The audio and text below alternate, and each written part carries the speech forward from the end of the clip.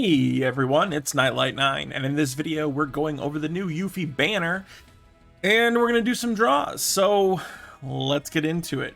So looking at the banner, here's what I'm going to say. I'm going to start with Glenn, and I'm actually kind of excited for it. Ultimatic, pretty cool name for a weapon. Skull Knocker, definitely cool name for an ability. Here's what I like about it. Let's go to OB6. 910% physical non-elemental damage. Okay. Boost attack, boost physical ability potency. Gives a plus count to X sigil break. Physical attack boost. Honestly, I think this weapon is really good. Also, notice that his ability on the weapon does a sigil break for circle. I really like this. And if we look at it maxed out, 1040%. So this is strong. I really wish, because this is boost attack and not boost physical attack, man, I really wish it was one more point, because then you could main this and have boost attack completely maxed with one weapon. That would be great. But they've always got to try to give Glenn the shaft in one way or another. I know this is something they do a lot. I just think Glenn needs some love. They're finally giving him some. Why not just go ahead and give him the 55. But anyway, what I like about this here, 910% physical non-elemental damage. That also does circle sigil. Let's compare that with his other previous non-elemental damage weapons. Coming in here is the easiest way to probably look at them.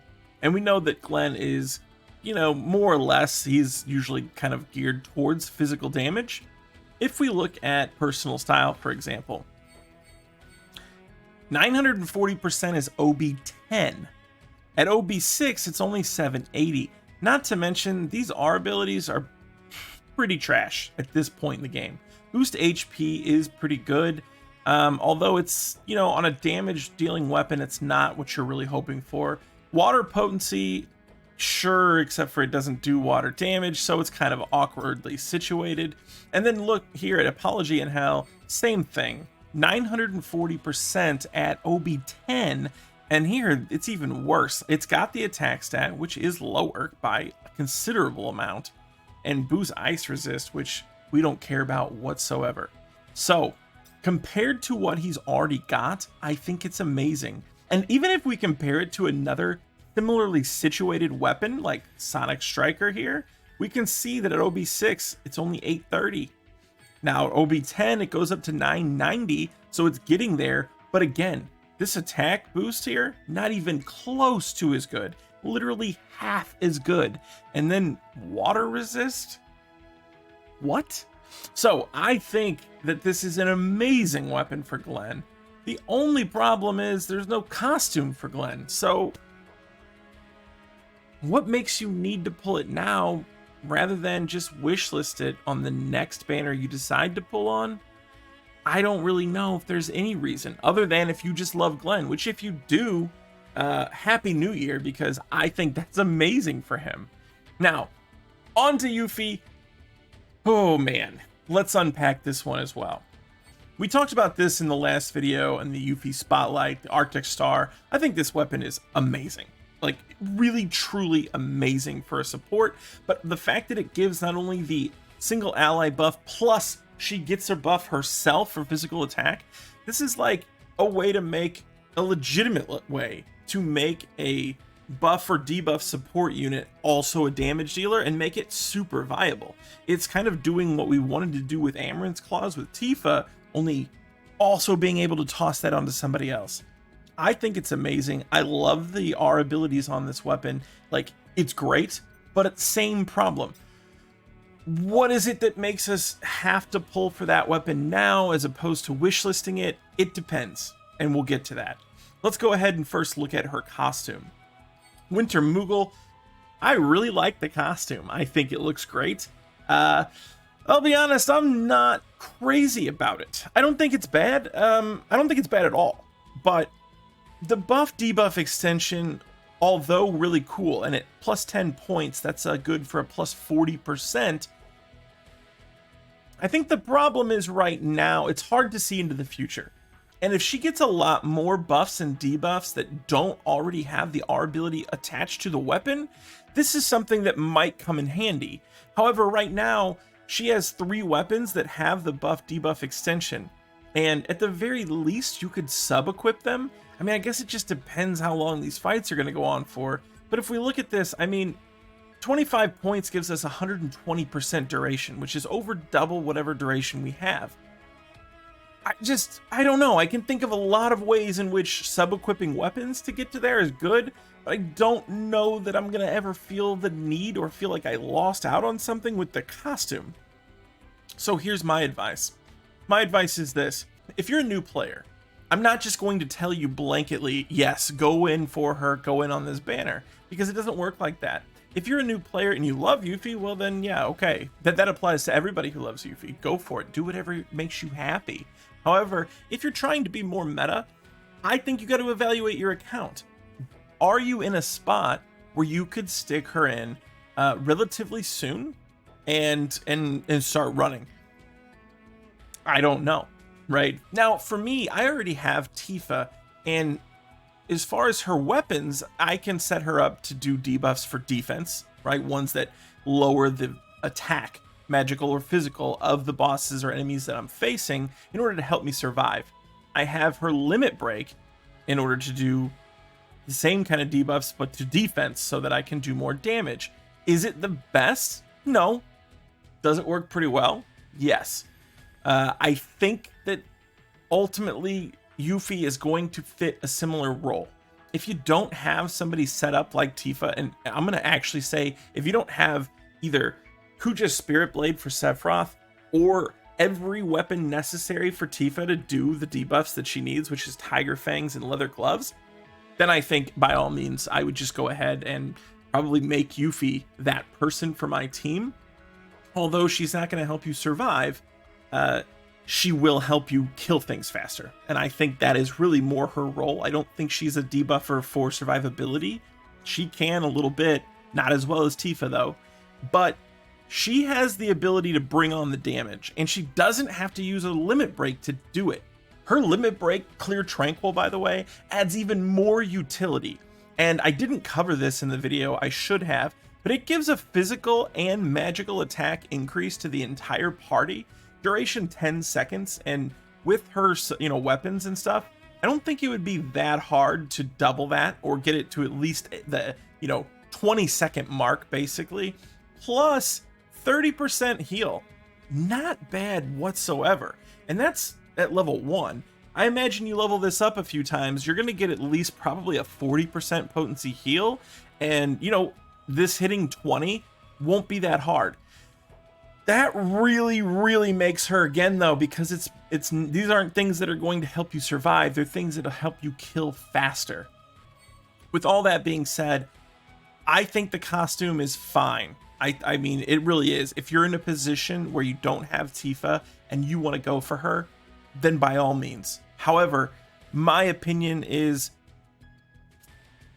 I think a lot of players who've been playing for at least 2 or 3 months, it's probably a skip. And for me personally, unfortunately, because I don't feel the need to get her costume, love both these weapons, but I don't feel like I need to pull for them right now. So I'm going to skip. And that's unfortunate. I think they could have done her more justice with the costume. And for anyone who's stuck around, I'm going to go ahead and do some pulls here and just kind of see where we go. We're going to start with the free one just because, I don't know, maybe I'll get some Yuffie stuff. That would be pretty nice. And I'm going to be pretty impatient with these if I don't see something I really like. I'm just going to kind of jam and see how it goes. We got here something for, it looks like young Sephiroth. Looks like Nameless, is that right? That should be an OB6 Nameless for me. Not bad. Very happy with that, actually. Very, very happy with that. Now we'll get on to our tickets for Yuffie. We've got 60 of them, and let's see what we get. This will be a big deciding factor in whether or not I use Yuffie in a lot of lineups, or maybe treat her more like a Red 13. For those of you who love both of those characters, I'm very sorry I just said that. Okay. We'll go ahead and watch the first animation. Let's be hype about it, right? Let's at least channel some energy and see if we can't get a dodge or a repel that's not just a straight. Whoo! Okay, good way to start. This actually feels, in a lot of ways, because it's a new character, as exciting as it does as if I was pulling on the banner. So I'm really here for this.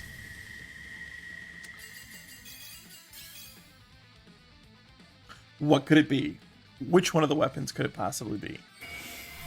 Well, we don't have any of them, so here's to it. Magic Shuriken. Okay. If I'm correct, if it's the weapon I think it is, it's one of the least weapons that I wanted. Yeah, Magic Shuriken. Not bad. I was really hoping it wasn't one of the magic buffing weapons. Not saying it's bad, but I don't see myself, if I do run her, I'm not running her as a magic dealer, and I'm also not running her as any sort of like magic support unit. It's just not happening for me.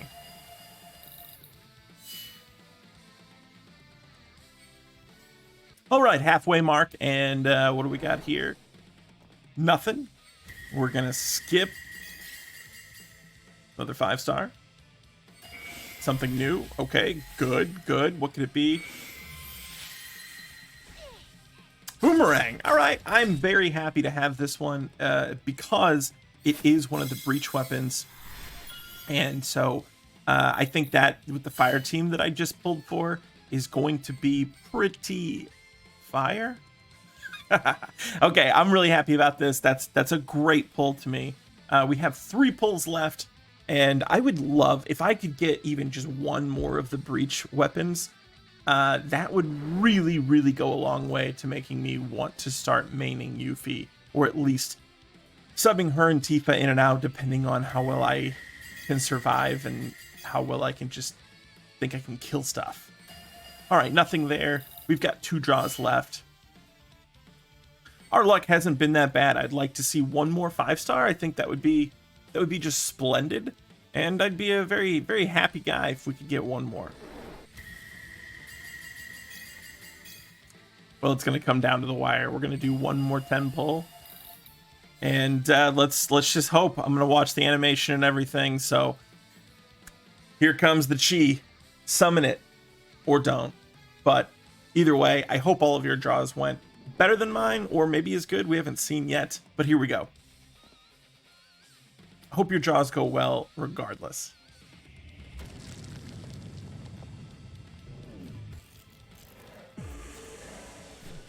All right, Cloud. Use the training.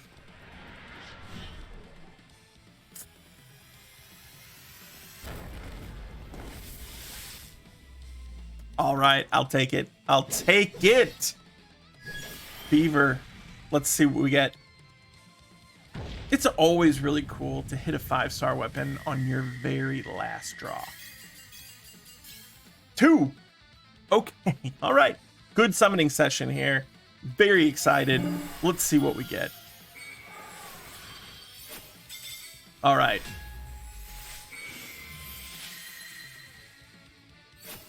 Razor Ring. And a second boomerang. I didn't mean to skip there, but I did. That's okay. Razor Ring. This was one of the weapons I was trying to avoid, but I'm not going to complain because, I mean, at the end of the day, we did 60 summons and we got 4 5-star weapons. I think that's pretty good. I think that's probably right around average. So that's what we're working with. Let me know how your draws went with your free pulls, whether or not you decided to summon on the banner, and what you thought of the banner. Did I do it justice, or was I a little bit too critical on Yuffie and what she's got going on? Subscribe for future content if you're not already. I appreciate each and every one of your support, and as always, thanks for watching.